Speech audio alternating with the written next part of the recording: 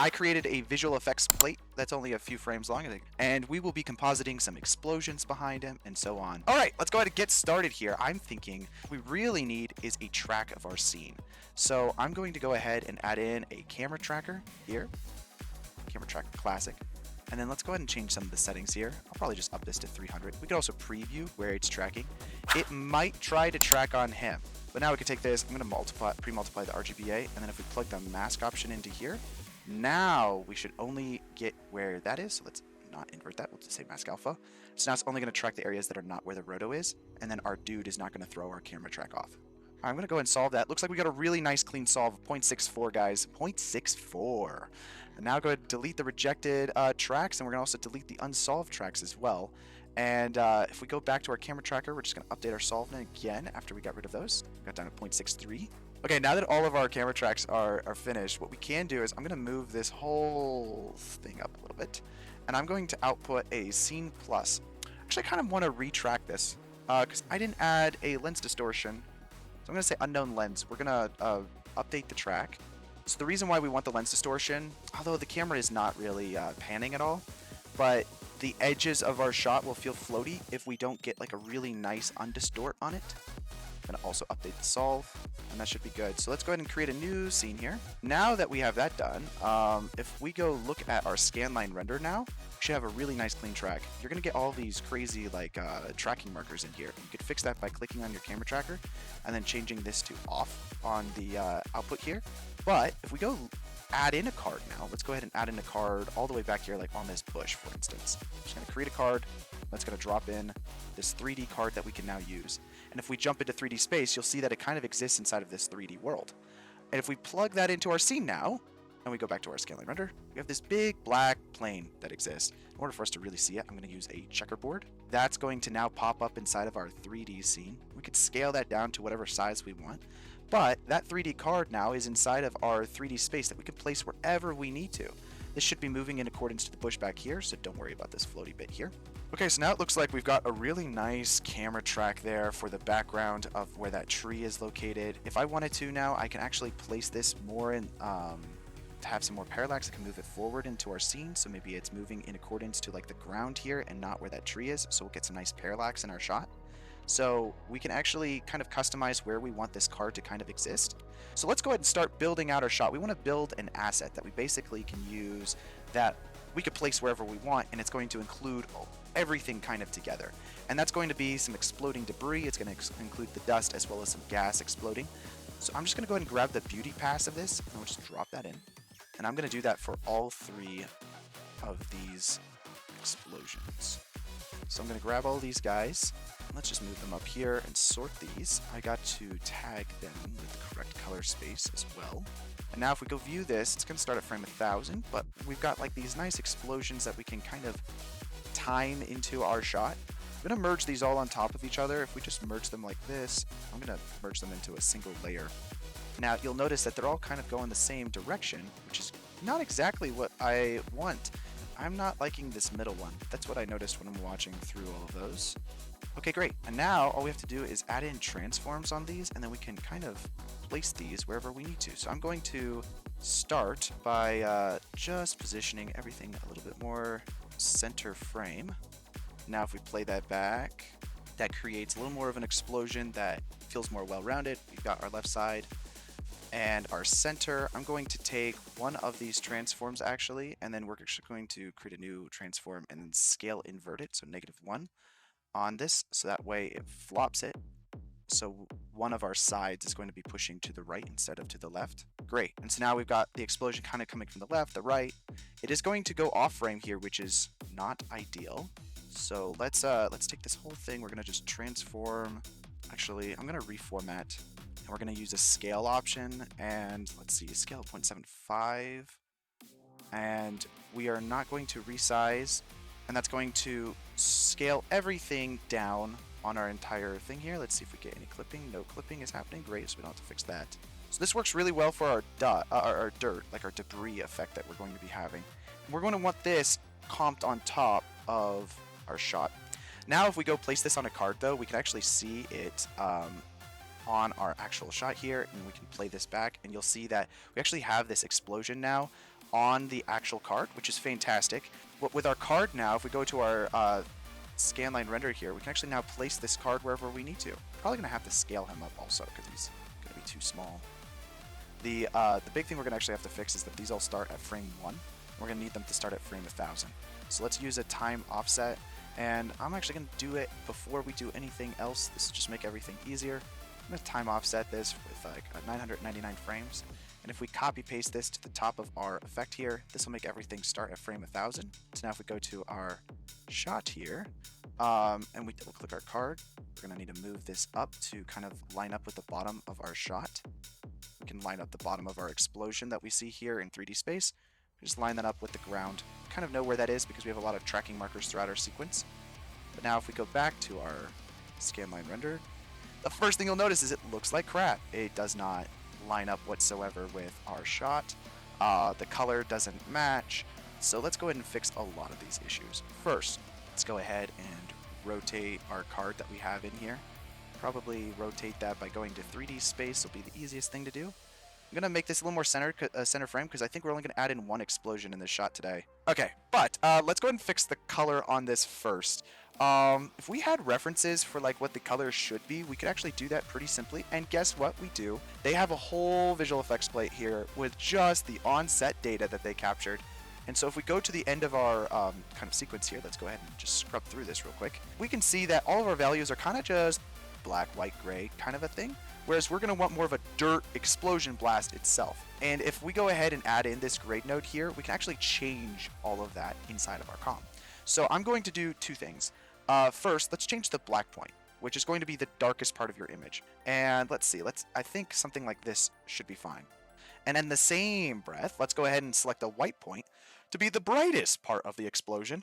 And then now what that's going to do for us is it's going to kind of normalize our data into our nuke to where we know what the exact black point is, we know what the exact white point is. And I'm going to use RGBA alpha, by the way, because black point doesn't only do it on the alpha, it kind of does the whole image. So we're going to have kind of, I'm going to use a frame hold here because this is driving me crazy. And now if we go back to here, if I go back to our explosion, if we go back to our color, we will have our dark points being more in the realm of this. So let's do that. Let's select our lift. We're going to select the color of this specific area here. And it's going to make a really dark gray for us. And then our gain, which will be the white point of what we want our image to be, we're going to do something more like, probably along the lines of this. I'm even thinking let's go brown. And then if we open up the color wheel here, we can make some adjustments. I'm probably going to lighten this up. And you can see what that value is right here.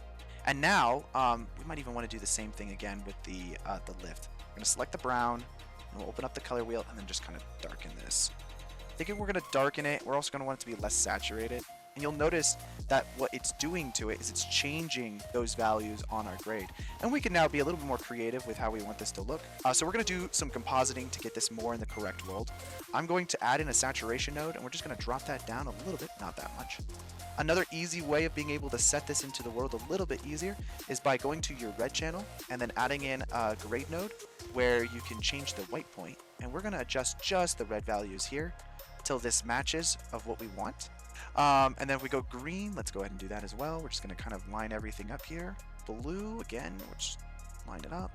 Okay, and then after that, we then have everything merged back on top. So let's look at this with the mask that we created here. So this should be our dude. We need this to come from the top of our footage. And let's go ahead and delete this. This should actually be the clean plate that it is comping back on top of everything here. Okay, and then we're going to have to deal with kind of like grass being below the area of destruction, right? Because we've got some foreground elements of this grass that we need to have comped on top of the background area. Now, what we can do that for that anyways is we have all of this lovely grass texture already inside of our shot. And we can kind of use that over here in front of this if we really wanted to. So let's go ahead and start doing that, and then we can comp everything back on top of the original shot. We're going to add a keyer in here and a merge node after this happens. And all we really want to do is we're trying to create, this is just a cheap way of doing this. I'm going to use a frame hold. I'm going to hide this input because we're going to move this later anyways. But now with our roto, we can actually select our area of impact here. But yeah, okay, so I'm going to go ahead and take this alpha mask here. And what we can do is we can actually feed this over into our card and kind of subtract out anything that we don't want. So let's go and delete that. If we use a merge node now, and let's actually just use this as a merge node with like an A as the top, we can kind of see where this is going to go. I'm going to go ahead and move the transform of this to kind of line up with the bottom of our explosion here. But what we do want to do is have the A left there, and then we'll use a mask that we can invert. So if we invert our mask, you'll notice now that we get the grass blades in front of the explosion. Let's go ahead and fix the alpha of this. We're just kind of lining this up with the ground now. Now, the only thing is when the explosion first starts, it makes sense for it to be masking out the ground. But then as everything starts to fall later, we don't want it anymore. So let's go ahead and take our transform here, and we're going to kind of keyframe this. So we're going to set some keyframes up here on the X and Y. And we'll just go ahead and move this down. Honestly, we'll just move it completely out. And that's just to get those initial blades, and then everything kind of moves. It does feel like it's popping a little bit. Let's take this. If we go to the dope sheet, we can actually just do it this way because it's pretty dope, guys. That's why it's called the dope sheet. And we'll just drag this keyframe all the way out. I think the reason why it snaps so fast is because it's going completely off frame. Spending a little bit more time on this just to get it to feel a little bit more natural. Let's make it faster because it's a little slow to me. I'm going to change the output speed of this explosion here. So I'm just 2xing the output speed here so that way the dirt has a little bit more velocity to it. We will add in the O-flow. It was the input frames were completely off there. Let's do it this way. That's totally cool now. So now if we go back to our frame 1000, it should just play all the way through. So now if we go to our explosion here, does it go all the way to the end of our sequence? It does. Fantastic. It looks like actually our ground is not rotated correct. So let me fix that. So we're just going to, well, we can actually do this in the card settings here. We need it to rotate on that axis. We select our 3D tool to rotate. This will give us the ability to line up the right edge here with the ground because that's what's not intersecting correctly. And then now let's go ahead and just position this a little bit better here. We were using before kind of a grass texture to make it feel like it was sitting in. The reason why we can't do that right now is this is a 3D space and this is a 2D card. I'm going to delete the key here, and we're just going to go ahead and copy this transform, paste that transform, and then we're just going to merge these before they're used as a mask. That's what I'm trying to do here. So if I use this other transform, we can kind of create more ground in which this is intersecting with. And then we could actually just copy paste this and just keep doing this on the same merge node. We're just going to keep creating more and more of this mask that's going to mask out the bottom of the dirt as it's landing, so that way we don't see it on the ground just floating there. Okay, now that's just going to put grass in front of everything here. I'm going to go ahead and delete the keys on these frames here because I don't like the snapping that's happening. We'll just keep the secondary position of the transform. Okay, I'm pretty happy with that. Let's go to like about this frame here. This is where we're going to want our gas explosion to start. So I'm going to go to our VFX material and we can drop in a new gas explosion that we're going to use. And now if we go over here, I'm just going to tag this correctly. And we can do it with the same card, or we can copy paste this card and we can create a whole separate card that will allow us to have separate controls over it and everything. So if I just copy paste that and we just got our own card here, what I'm going to do is we'll plug the image into our card input and then plug this into our scene. I'm going to use the same time offset that we were doing before with our sequence. And now we just kind of need to scale this down probably. The next thing we got to check for is in our actual explosion that we have here. I'm going to be using this alpha channel. So let's drop in a merge node and drag the mask to that. There we go. That's better. And now with our time offset, we can now place this gas explosion where we need it. So I'm just going to go ahead and grab him. And we're just going to go to 3D here. And if we go ahead and move him down a little bit over, and now we can go ahead and position him a little bit closer to the ground, so that way we don't have him floating at all. What we're going to be doing is, I think actually, let's place this card directly into our scene now. I'm actually thinking let's place the gas explosion, the fire explosion in front of the dirt. So we do that like so. And now we're going to have that kind of placed there, but we're going to want the rubble in front of that. So we can actually use the same output that we have from up there. So we're going to use the merge node. We're going to place that. We're just going to create ourselves a alpha mask that we're going to use. So now if we go view this, for instance, we have all of this lovely grime and dirt. We're going to use our mask and just plug it into the same spot. And then now, if we go to our gas explosion, we're going to go ahead and add another merge node in after this and plug the mask into that.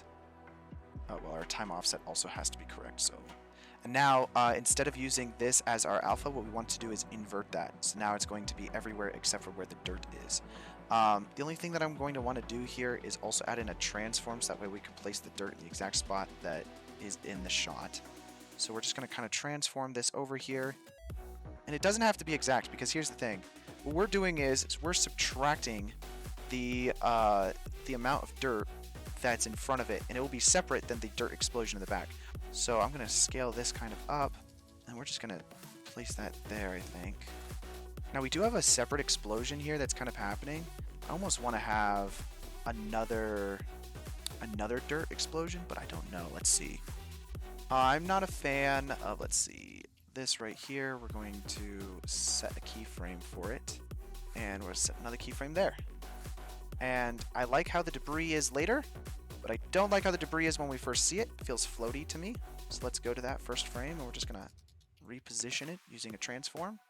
But I will say this, this fire does not feel as bright as it should, because the brightness of the sky, for instance, you can see how bright that sky is all the way up there compared to how bright this explosion is. So another thing we're going to want to do is we're just going to add in an exposure knob here. We can just boost the exposure here to be really bright. So now if we go ahead and uncheck that, what we're going to do is we're actually going to have to now creatively decide how far we want this to be pushed. I'm even going to, let's see, add in a color corrector, and then we can make the shadows a little bit more contrasty by bringing down the gain of the shadows. Overall, we're just going to boost the contrast a little bit. For our midtones, we're going to bring the midtones down, and that's going to be mostly our smoke that we have here. Also thinking this exposure is still too much. And we can fake a lot of our exposure that we're going to have. And let's go ahead and for the ground here, more of the debris needs to be in front of it for the ground. Yeah, this needs to be keyframed. By the time we hit here, I want this part here to be in front. Okay, that dirt definitely feels like it's popping up, which is not good. By here, it probably should be where it needs to. So let's just drag everything over. Go back to our sequence, or not sequence, node graph. Now we just need to add some glow in, because right now the effect is really just sitting on top of the whole shot. Let's go here to this part. What we're going to want is we're going to want specifically the explosion alpha in order for us to work with here. First things first is we actually have our explosion alpha already, but we need to be able to bake this into some kind of matte that we can access later. So I'm going to use a shuffle node, and with this shuffle node we can plug the alpha here into a new mask that we're going to create. I'm going to call this explosion 1, and then we'll call it alpha. And now if we take the alpha here and then plug that into explosion 1 alpha, if we come all the way over here to our end sequence, if we go to the top, you'll notice that we have explosion 1. And this is going to give us a mask that we can use for our own purposes. So I'm going to go back to RGBA here, and what we're going to do is I'm going to use a mask node, and we're going to do a separate glow ability that we're going to want to merge back on top of everything here. But if we look at this merge, we're going to say use the mask, see, we're going to use a mask option right here, and we're going to say use the mask of mask.alpha. So we're actually going to also merge all. There we go. We're going to use our explosion.alpha, which we should have. I'm just going to plug the mask into there, I guess, and then swap this to explosion.alpha. I don't know why I need to do that. That's pretty stupid. So now we have just our explosion sitting here by itself. We were able to isolate that from our 3D using like this is almost like a pseudo crypto matte kind of thing. So let's go ahead and do that. So our first thing we're going to do is we're going to just add a regular glow in. Probably change this tolerance to, let's see, pretty small, like 0.025 should be fine. And then we're going to go ahead and change the brightness now to about half. We're going to change the saturation though to, let's see, also half. And then what we're going to do is change our size now to something, actually I think probably pretty close to 15 is fine. I'll change that to 17. We're going to keep this chaotic, but we're going to make it more organized with how chaotic it is. The other thing is, let's go ahead and check effect only for this. And then when we go over here, we're going to select plus. And so now it's going to be adding on that glow that we created. And so we're going to do that same thing again. So let's go ahead and create another glow. And I'm just going to drag that over here. And then this new glow, we're going to go ahead and change the tolerance for this guy Also effect only, by the way. We're going to change the tolerance of this guy to 0.47 probably. Let's go ahead and also adjust the brightness here to, we're going to go the opposite direction, like 0.75. And then let's go ahead and change the saturation on this to also be 0.75. And then the size of this one is going to be much smaller, something like a 5. And now if we go ahead and merge this back onto our original shot and also using a plus operator. So now that we have that, we actually want to create the glow on the outside of this explosion. So let's go ahead and create another glow. This time, actually there's two ways to do this. We could actually use a glow or we could use a blur node. If we take the blur node and like boost that up to something like insanely large, let's do like 500 for instance, we can actually merge this back on top of our original footage. And we have our original footage here. And we can take this whole thing, we need this to have the A input of our explosion that we're adding in. So now we have our glow that we already created. And then now we're going to create another merge node. And this merge node is going to have this blur on top of it. And then this can be a plus operator. And it's got to be quite a bit smaller. So probably something like 0.1, maybe even smaller than that. I'm going to add another merge node in.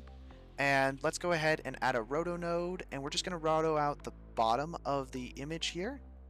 And if we blur this roto here, what this is going to do is we're actually going to be removing the glow that we have on the bottom. So I'm going to invert that alpha of that we're using.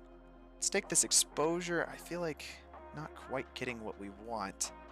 Let's add another grade node in here. Let's see, and so now that kind of comps in on front pretty nicely. I will say this, we do want this glow that's happening here to also be happening on our soldier. So we're going to add in this merge node here and then make sure that's on plus. And then here's this guy. I'm gonna do this, since we're using merge 14 as our operator for this, what I'm going to do is I'm going to make this as A input here. Let's first like hide this. We're going to go ahead and add an expression. And then we'll say merge 14 dot mix, and what this is going to do is it's going to link it to that A input there. That way whatever I do to adjust this guy here is going to adjust the merge over here as well. So now if we adjust this, for instance, it's going to adjust everything across the board because this is linked correctly. We also have to add some kind of light contouring to our dude here. And what I'm going to do before that glow kind of happens, we're going to add a dot here. I'm going to add in a light wrap, and we're going to use this here. Let's try this. If I output generate wrap only, and let's change the diffuse here and the intensity to be a bit brighter. We'll make it all the way bright and change the diffuse amount to something like that. Take the saturation all the way down. I'm going to blur it up a little bit. We're going to create our own mask. This is going to actually be plugged back over there. Just hide that input. And now with this light wrap, what we can do is we're going to add in another merge node, probably a roto as well, and we'll blur this after the fact. But for this now, let's go look at this light wrap. What we're trying to do is we're going to just try to get his left side of the body here. And let's go ahead and take this mask here and invert it. But now we're only going to have that side. And if we blur this slightly, that way we just get rid of those weird edges that we have. We might have to create some keyframes here of where the roto is supposed to go. That works pretty nice. Let's use a constant. This is how I want to do it actually. We're going to use a constant. And this constant here is going to be following the color of our explosion. So if we want to do that, we can actually just go all the way up to the explosion effect here and use our constant to find that section. And now we've got our explosion color that we want to have. And we're going to use this. So now if we take our new merge node that we created, and we're going to multiply this number back on top. So now we're just going to get this yellow glowed edge that we're kind of creating. Now, with our regular dude here, we're going to want to merge that glow back on top of the actual footage here. So just the same thing that we did before, but this time we're going to use another merge node, change the A input here to this. We're not going to want this yellow to be like that, so we're going to just change this over to multiply. So now if we take another merge node, we're just going to merge this back onto our plus, and now we have ourselves a glow. We can actually control the amount of glow through this input here. But yeah, okay, great. So now this is going to add some nice effect to our dude here, and we can customize the amount we want. But let's go ahead and keyframe this a little bit less now. I'm just gonna kind of follow my gut on this. I don't like how hot it gets there, so let's adjust this as well. Like right when he turns his face there, I kind of want another card So let's go to our 3D camera track that we have here, and let's see.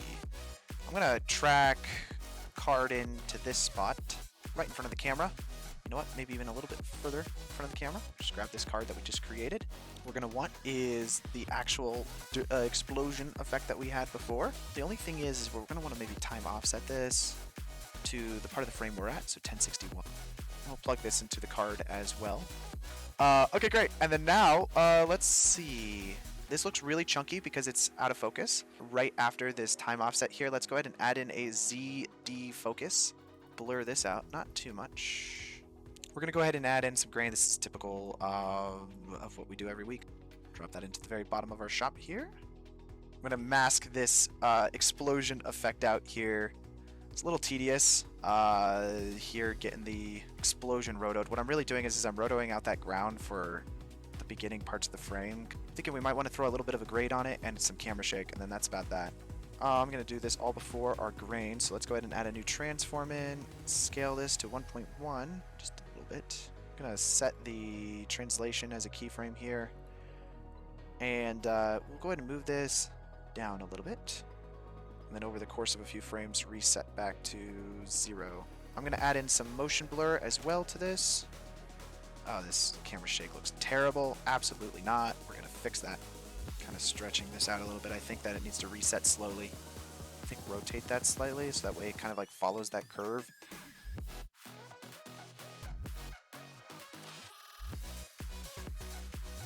I'm gonna create like a bit of a vignette to this as well. I'm trying to just grade it now. I think like if we throw like a pseudo grade on it, see what that looks like. Let's use this guy here. And then we'll just go ahead and reformat this and drop that over top of everything. And we'll scale the width to be full, I think. And then that should just reformat it correctly there. And then we'll just merge that over top of everything. We'll use a screen operator, and then now we can control the amount of dirt that we want to have. The other thing we could do is we could use a keyer, and so that way only in the dark parts of the image do we actually pick up the stuff. So let's do it this way. And now if we take this, move this over here, and plug the mask into it, now we're only getting it into the bright parts of the image, but now we can go ahead and invert this alpha, and so it'll only be on the dark parts of the image. And I can control the amount of visibility it has. I'm really liking screen though for this option, and then we'll just take a grade node in here, and then we can just darken this ever so slightly. I think we accomplish what we're trying to do here. I think there's more that we could 100% do. For today's stream, I'm happy with how this turned out.